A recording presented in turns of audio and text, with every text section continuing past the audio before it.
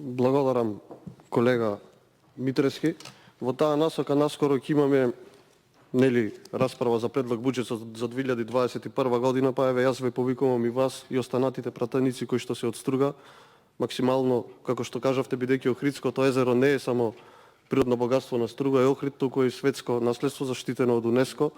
заедно да поднесеме амандман во насока на забрзување на изградба дали на колекторски систем или на мали пречистителни станици кои што ќе се вклопат со проектот кој што го споменавте ИПА, кој што сме го подпишале со Република Албанија, истиот да добие еден тек на забрзување во насока на септичките јами, како што кажавте, кои што се блиску до езерото и фекалиите се влеваат во Охридското езеро, каде што знаеме има ресторани и директно се нарушува биодиверзитетот на Охридското езеро. Истата таа работа што поврзо да ја санираме,